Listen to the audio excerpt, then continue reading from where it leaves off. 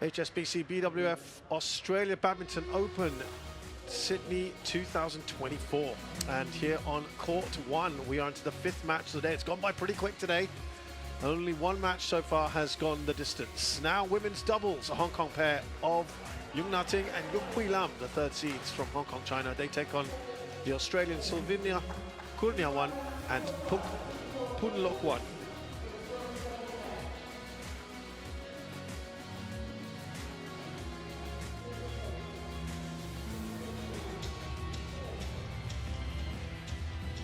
Looking at the path towards the quarterfinals, all those spots up for grabs on this half of the draw. The winner of this match takes on either Fina Ibsen Soro or Chu and Tung in the quarterfinals.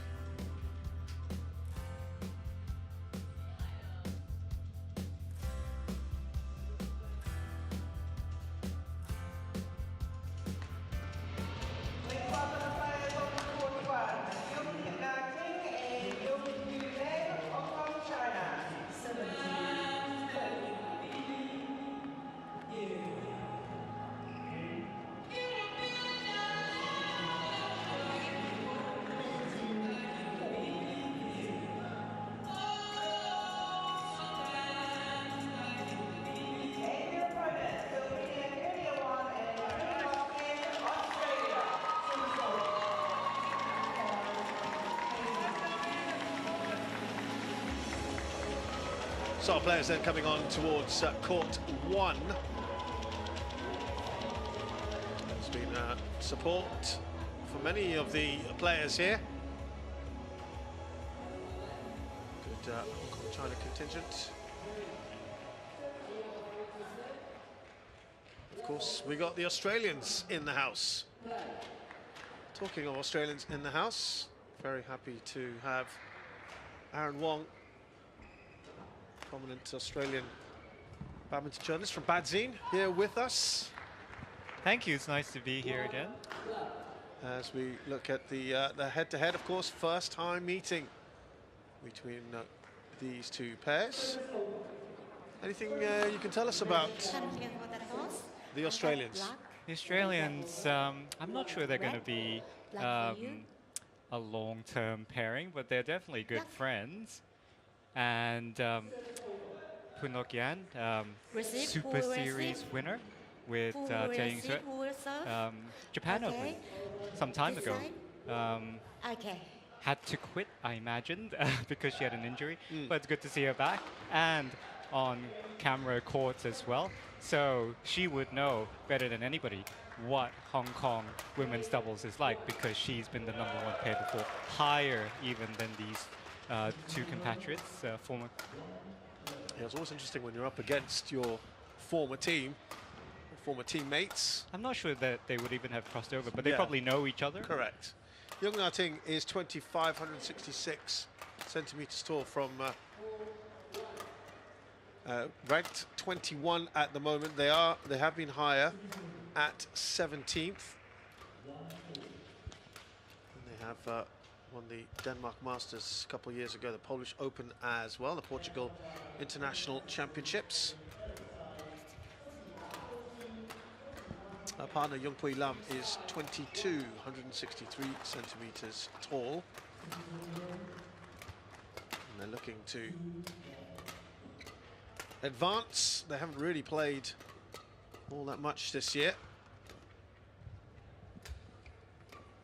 German Open, one of their better performances, where they got to the quarterfinals, had a bye in the opening round here.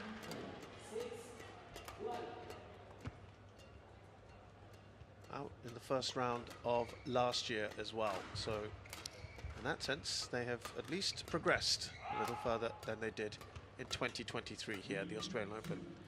Silvina Kurniawan is of Indonesian heritage, born in Surabaya.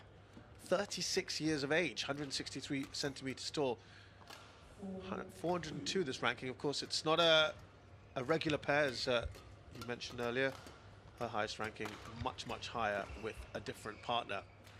Now, Poon was actually born in Hong Kong, China, competed for them, as you mentioned, Aaron, 169 centimeters tall, as we saw that ranking 402, but has been much higher a top 10 player with Yeung Sweat.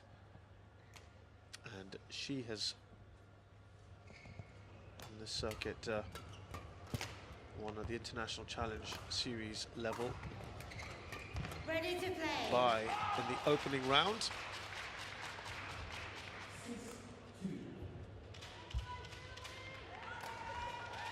Well, it's nice to have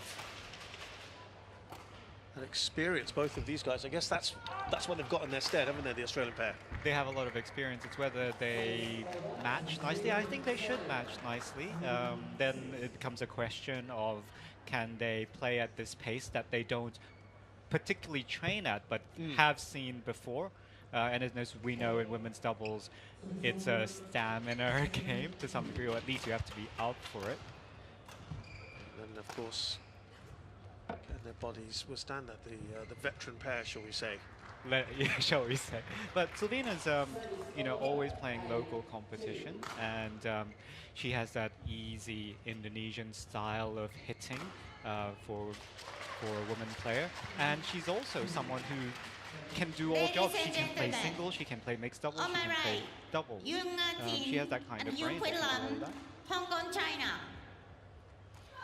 And on my left, Silvina Kurniawan and Poon, Australia. There you go, crowd getting right behind them. Yeung to serve. This one will be an interesting one. The Yeungs will come into this as favourites, Play. are ranking their opponents by 380 odd places. Don't pay too much to those rankings necessarily.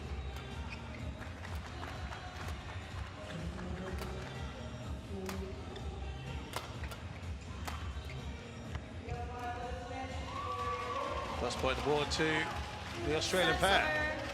One, love.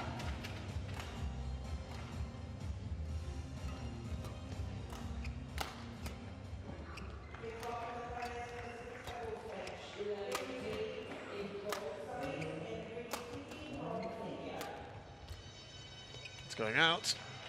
You see what I said about Silvina's quite relaxed nature? Very languid approach. Very languid, yeah.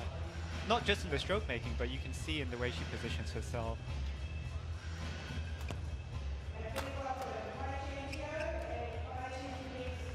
You know, it would be interesting because this is quite possibly the first time the Hong Kongers have set eyes on Silvina.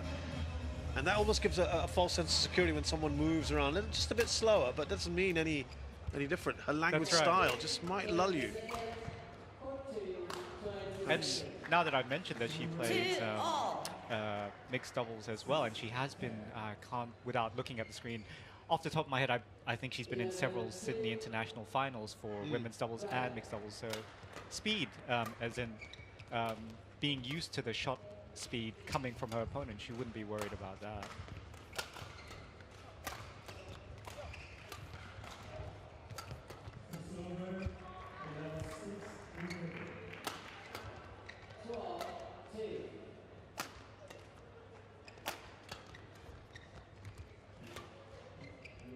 For viewers who've watched the Australian, let's say, teenage juniors play, who are very good, but they have a more urgent sense of play than Silvina, but she's getting the job done.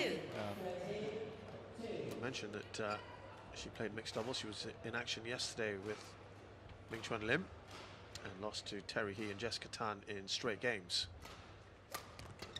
Here's mixed doubles.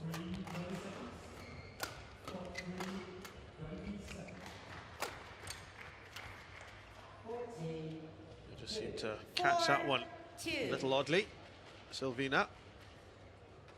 And it's 4 straight points for the Yeungs, who seem to have gotten to a groove now. 5-2.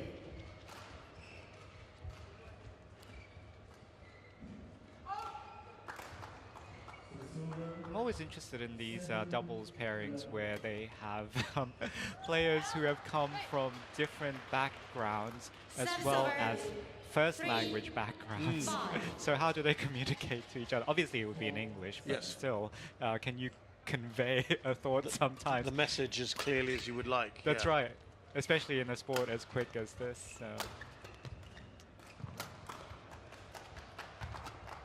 And it does remind me once of when Hendra played mixed doubles for a period in his career of about 2 years, and he had a Russian partner, and they did really quite well.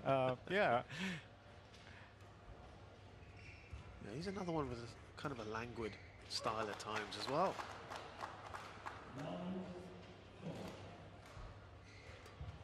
Service phone call, too high.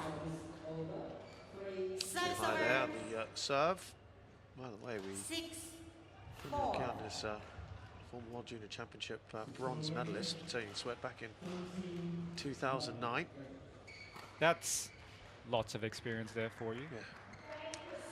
On the Grand Prix level, runners up 3 times between 2015 and 2017.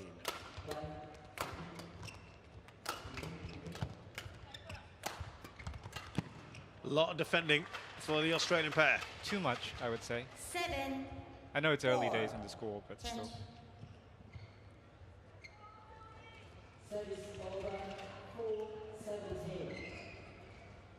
Just looking at, they were put together this year. This is their first time playing together. They have played 8 times previously, this Australian pair. 4 wins and 4 defeats. 4. When this is your first tournament of 2024, you're playing against a very experienced, you know, pretty much a top 20 pair in the Yeungs. This is tough, isn't it? It would be tough. It would be tough, at least on the level as you know that they have, you know, been on camera court before. They played, you know, more international matches. They probably do more fitness than you.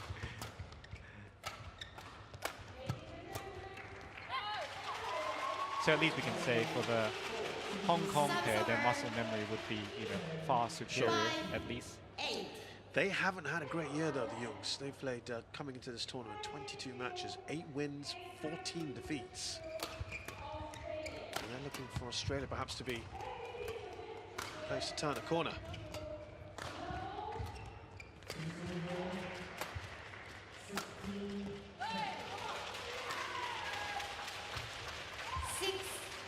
Look back at their record this year, the best that they did in the first part of the year was quarter-final at the India Open and at the German Open.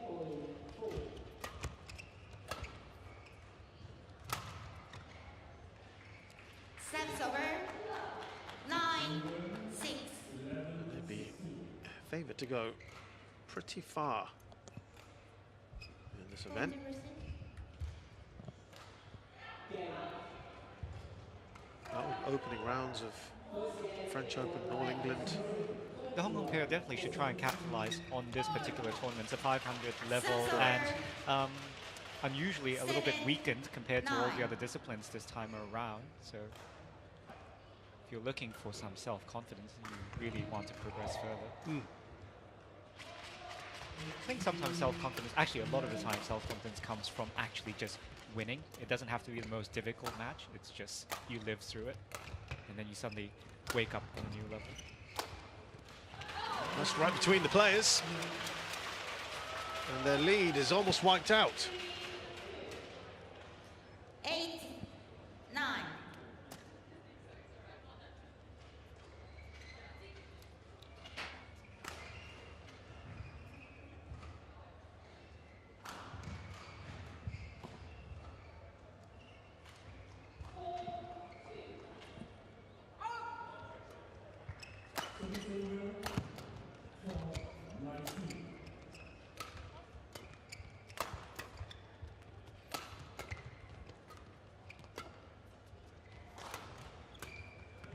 Well, a little bit of trivia for viewers who don't live in Sydney. Sylvina's, let's say, regular mixed doubles competition partner was Huang Pham, who viewers would remember from Commonwealth Games. He partnered Jack Yu then. Sylvina didn't go to Commonwealth Games, but that's her usual mixed doubles partner. Huang Pham no longer representing Australia, moved to Japan. What's her strongest suit, Sylvina, mixed or women's? I would say mixed only because she gets more opportunities to play in those because of that particular partnership. Right. Service over, 11-9. Yeah, she's really not played very much this year. We'll talk about that in just a while as we head to the interval with the Yeungs just 2 points ahead of Kurniawan. Poon, 11-9 at the break.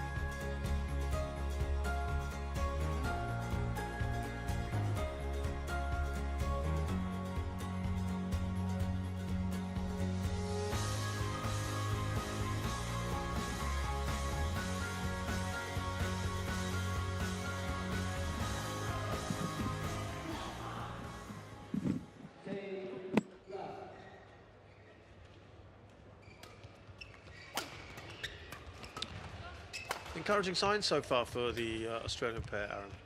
Yes, encouraging signs. I'd say, even though the scores were still very close at the mid-game interval, it would have been better if they were 11-9 rather than the established pairing.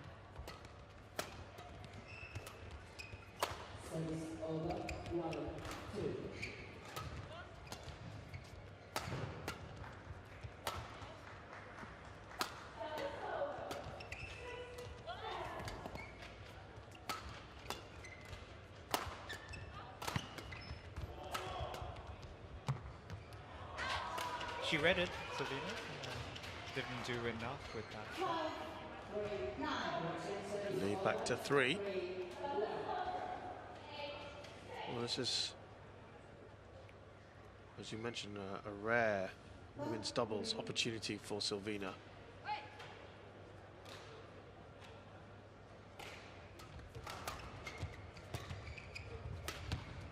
If I had to put on the critics hat, having watched Silvina before, the language style sometimes translates to letting 1 or 2 points go, which could be just enough for an established pair who has a lot of muscle memory just to get to the end point. I've got the review here, which is Correction out. corrected. It's a successful one. Service over. Well, this is her first women's doubles tournament of the year. Kurniawan. And That sounds about right. Kurniawan doesn't typically leave Sydney to play a competition. She just plays all the local ones. which would, it's tough, isn't it, then to debut basically in a match here against an experienced player like the Yeungs. That's right. But you see, overall, she's unfazed. No, that's true.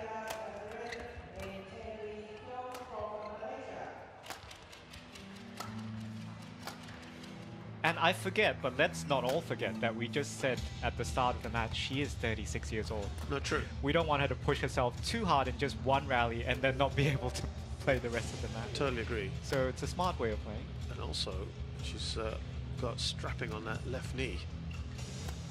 You've got good eyesight. 3 Service points over. clear again, the Yeungs.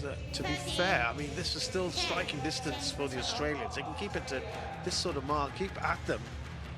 At the business end, they'll need a little surge, but this is all right, isn't it?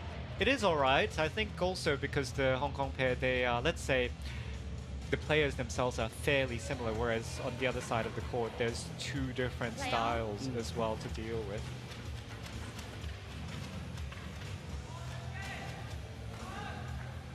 Yeah, I talked about Silvina not playing much. Poon as well, her first women's doubles match of the year 10. at this level, certainly. So there's got to be some rustiness in there. And if they were smart about it, which I believe that they are, but we'll see it translate, the Australian pair would probably want to keep the Hong Kong pair away from the net. Yeah. Mainly because, you know, Service over. they train more, so they'll be Sure. have faster reactions, faster feet, you know. why test something when you know you're, not the faster pair? I think they've done a pretty decent job of that bit, at least. Keeping them away from the net. Yeah, but there have been the odd occasion where they've let them through, and they've let them through when the Hong Kong pair have been ahead as well. So. Well, that's her bread and butter. Selena should think. 15, Yeah, I missed that one. I really should have converted.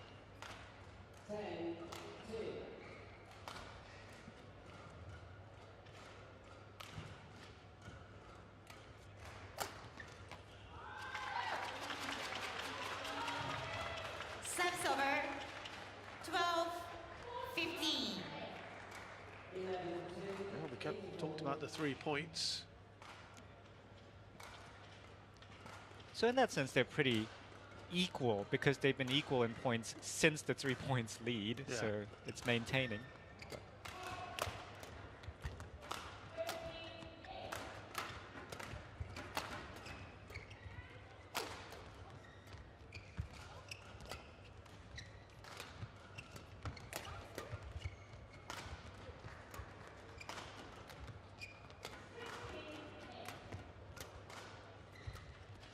The rally's certainly there. It's not like the very quick points being dispatched by the Hong Kongers.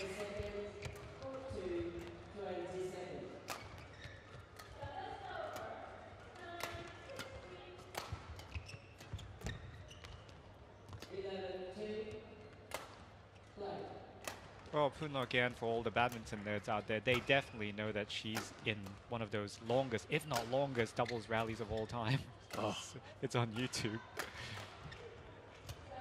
Well, this one certainly is the longest we've had so far.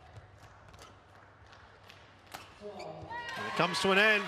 Eventually, the Australians win it. 13, 15. And that was really lack of patience. Yeah. 71 shots. Yeah. Far cry from the record that you were referring to. Well, at some stage, Hong Kongers, if they feel that they can't surge away, there is going to be a degree of impatience. They've just got to keep their cool on that front. Definitely.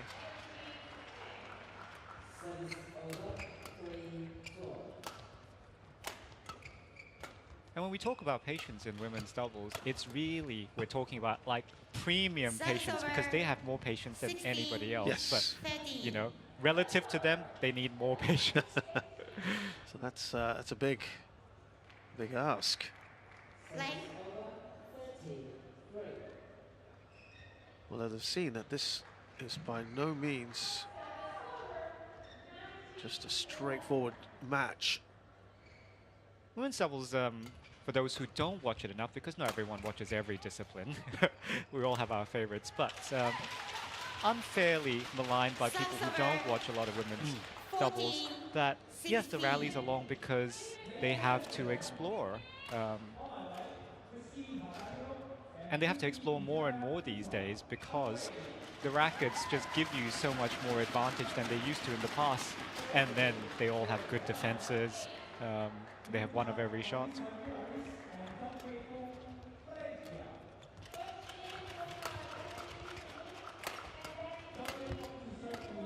And without thinking too hard about it, it really gives hope to a lot of people. You think, well, when I'm 36, I could be playing in the Australian Open too, and holding my own against a top 20 pair. Yeah. That's the way you should be thinking about it. Yeah, honestly, this is boding quite well for the Australian pair. That we said you want to keep within the striking distance, but it's around now. It's around now. You've got to do something.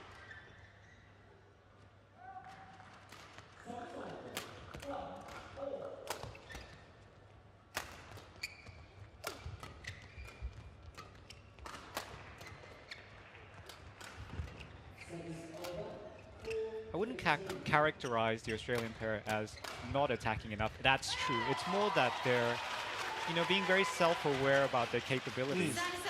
Playing to their strengths as well. Playing as far through as their they can. strengths, yeah, and playing intelligently. Yeah. It's just started to tighten up, isn't it? It has. There's a small window. As you mentioned, they have matched each other. It's 6-all since the interval. But yeah, that catch up of the 2 or 3 points lead is just.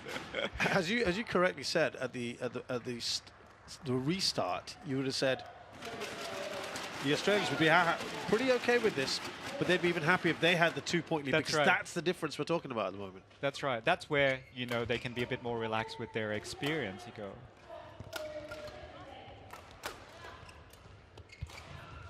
Playing catch-up always means you have a point to prove. Kurniawan goes pretty wide with that. She's got a bit of a grin on her face. But I also think that the relaxed approach probably could play into the hands instead of being too tense about this and knowing the task at hand against such an accomplished pair. You've kind of got a nothing to lose attitude. Yes, and that just relaxes you. Case in point. Case in point. They're enjoying themselves out there. But it's getting very real now, isn't it? The business end of this first game. Let's face it, the pressure is on the Yeungs at the moment.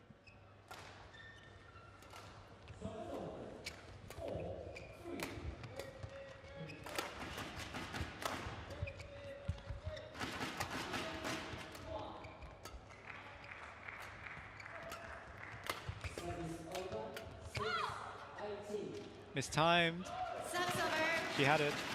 Well, at least I would say she read it. Kurniawan. Just a little mistimed. Bit of breathing space here for the Yeungs. 2 points required to take this first game. That's also what I was alluding to. It's their day job, the Hong Kong pair. That's the kind of thing where you wouldn't expect them to make that mistake. That kind of timing mistake.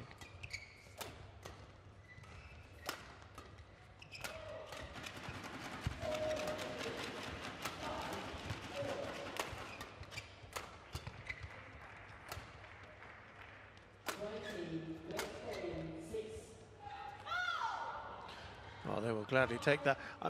We've got 4 game points here. I mean, that's a very good point you made there as well, Aaron, that the Yeungs are professional players. Presumably Kurniawan and Poon have other things that they do. I think they do a lot of coaching. So really the onus is on the Hong Kongers to win this. Oh, she's missed that, Kurniawan. Falls onto the floor, and in the end, it's a relatively comfortable margin for the Hong Kong pair, but they know they have a bit of a match on their hands. They take the first game, 21-16 against Kurniawan and Poon.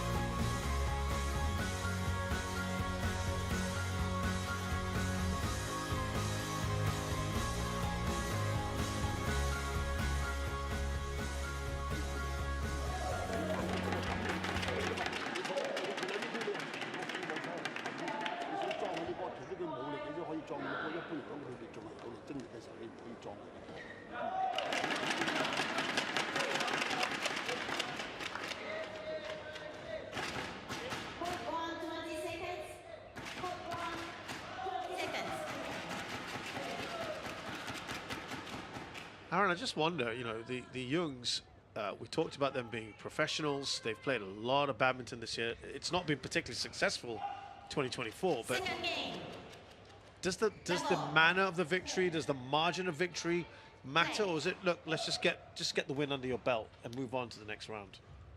My opinion is to get the win under the belt. That should matter, right? That's all that should matter. That's all that should matter. because it's still a new experience playing this pair. Your coach would want you to play as many new pairs as possible as well, so that's... So the novelty factor is definitely something to take into consideration. That's right.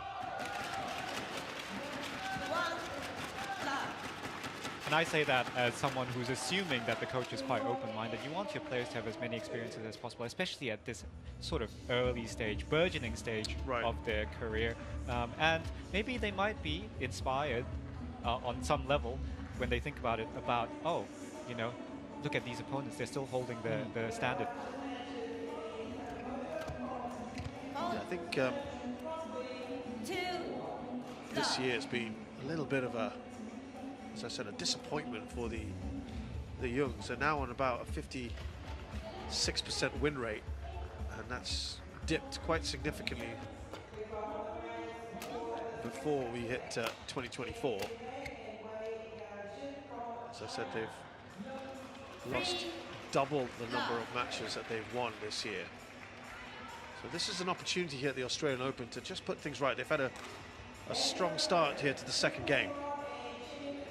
I think it's also great that Hong Kong's developing their own players.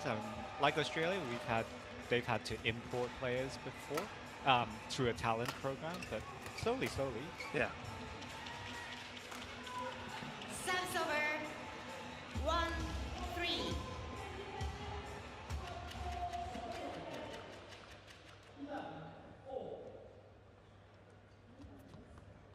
Service over. 4-1.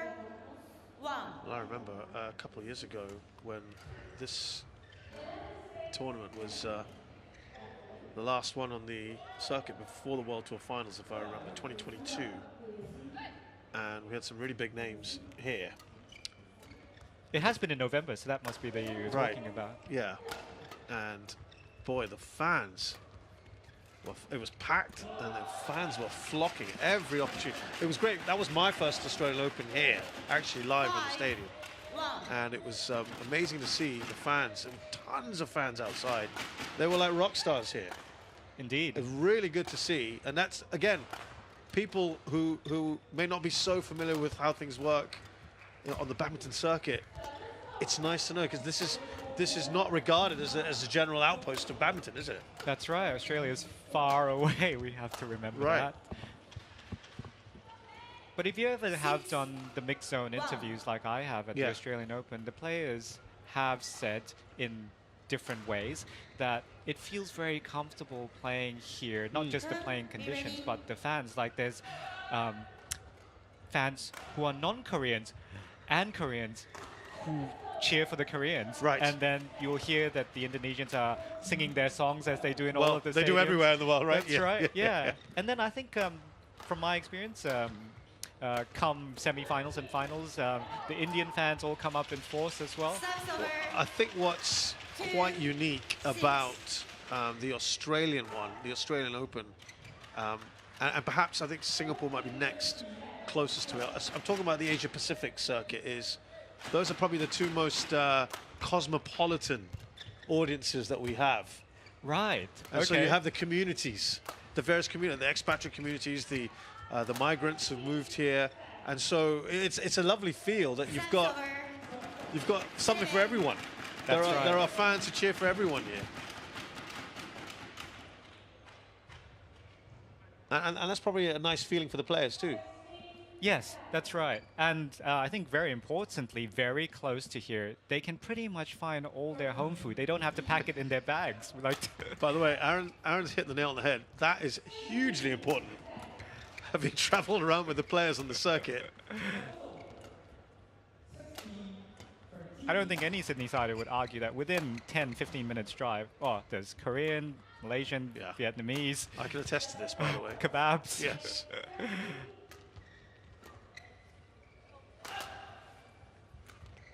5-point lead here for the Yeungs.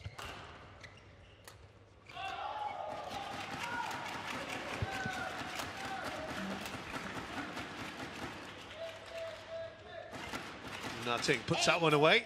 2. Change.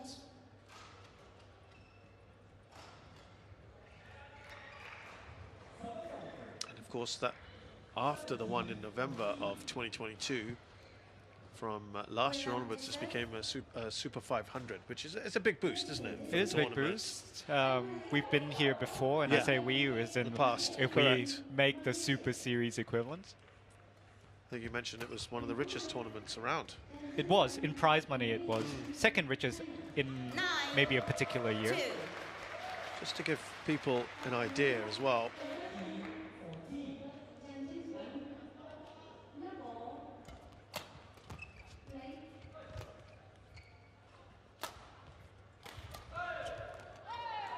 You know, in previous years we've had Jonathan Christie, Luke Wang-Tzu, Chen Long, Lin Dan, Sanewal, Carolina Marin. These are all former winners. Nozomi Okuhara, Chen Yufei.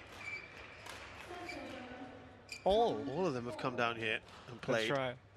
I think the one that surprises me the most is Lee Chong-wei, having played so many Super Series, and the Super Series have changed between countries as well, that he wasn't really into the whole let's complete the set.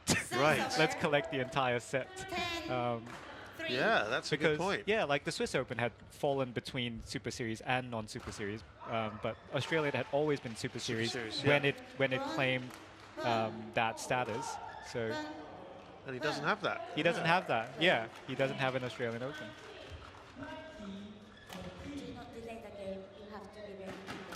He played Australian Open during Grand Prix Gold. It was the week when his son was on the way. Naturally distracted. Just 3 Malaysian winners of this tournament. Last one back in 2006, Ismail Saman.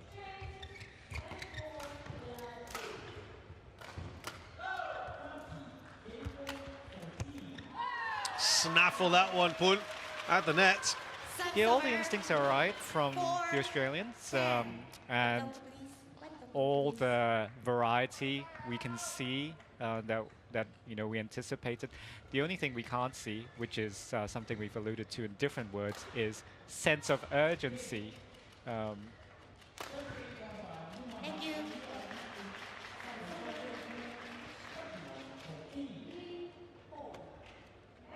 Wait. Play.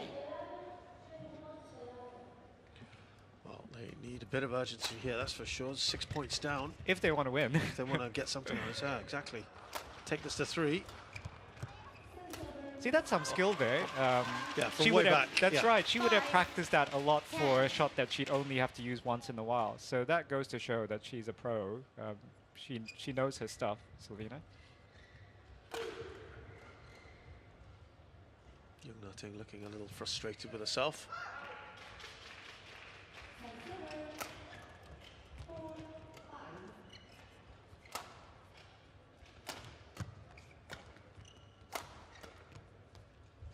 That's good.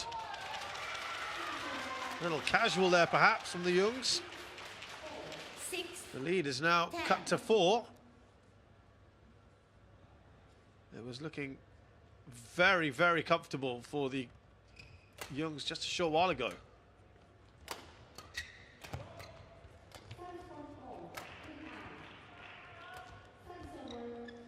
Service over. Well, they eventually get to 11-6. Interval. the interval here. It's still a decent 5-point lead. Could have been better. The Yeungs are a game and a half up at the moment.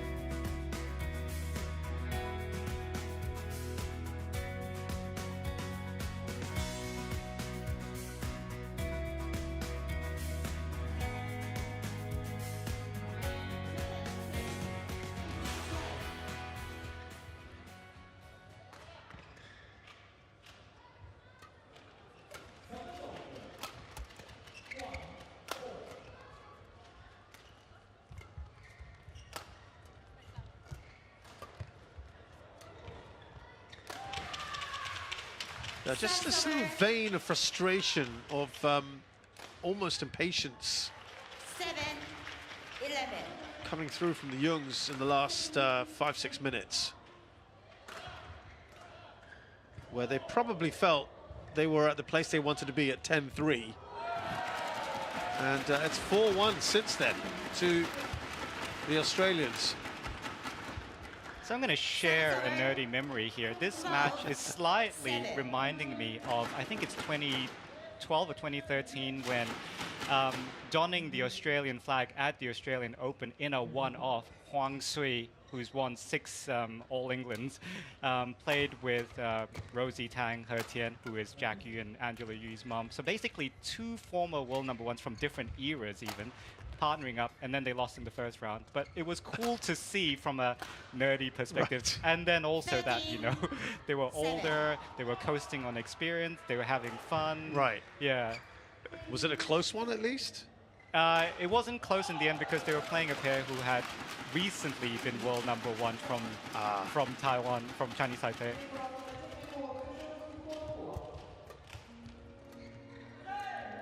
Back to a 6-point lead here for the Yeungs. They'll be a little happier with this now. 14-7.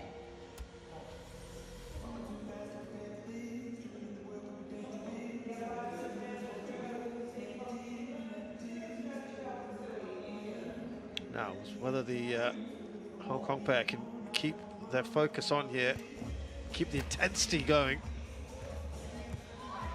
Did really well there, Poon, to get to that, but it was tough. 15-7. And then that's an example of what I meant by sense of urgency. I think Silvina could have dived for that if she wanted to. But I also applaud the fact that she didn't dive for it, because if she wants to keep playing. Yeah. I think you said pick the right moments, right? Pick the right moments, yeah. That's right. Little dive's okay. Oh, she did well there, Poon again. Yeah. 16-7.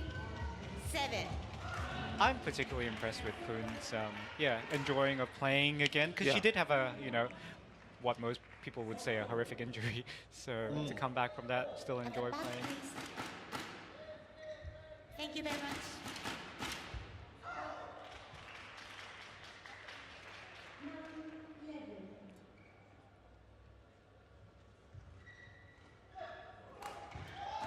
Poon played mixed doubles last year. In this tournament, they lost, I think, in the first round as well, but it was pretty close. I forget who their opponents were, perhaps Indonesians, but they played really well. Yeah, Poon, again, didn't played in the Sydney International. She did.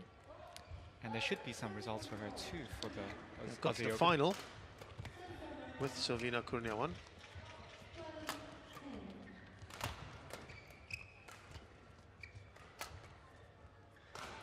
There we go. No slouches. 18-7.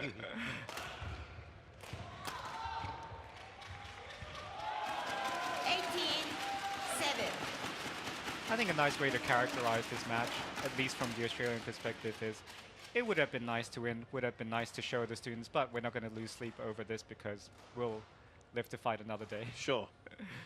And the Hong Kongers have pressed home their advantage. That's right. Since the interval. 19. And the writing would appear to be on the wall now. A case of just finishing this one off. I guess Poon has nothing to prove. She's got a Super Series. How many players can say that? She maybe wants to finish with a bit of a flourish here.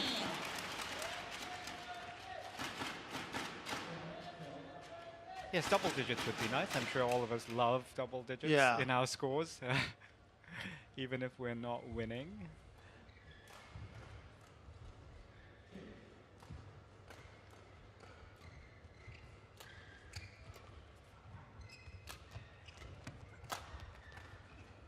Well, they may not get that with 12, a whopping 12 match points for the Yeungs now. just mentioned, Silvina Kurniawan was an Oceania champion a couple of years ago. That's right.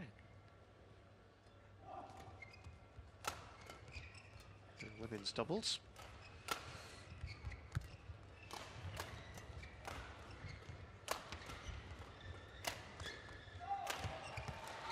A reprieve, a brief one Service over. for the Australian pair. 9-20.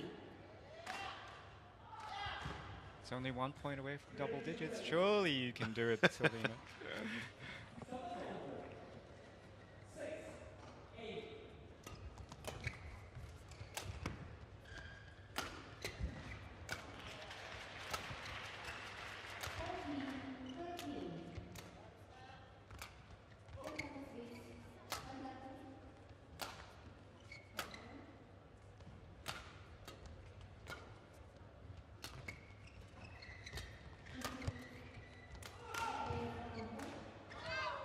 Just out, it's all done. And it's a good win overall then for the Yeungs. Pushed a bit in the first game by this relatively fresh Australian pair who have not played anything close to this level in 2024. It was always going to be difficult for them. And as the match progressed, so it proved. So Yeung Na-ting and Yeung Pui-lam, third seeds from Hong Kong, China, have beaten Silvina Kurniawan and Poon of Australia 21-16, 21-9. It's taken them 39 minutes to do so.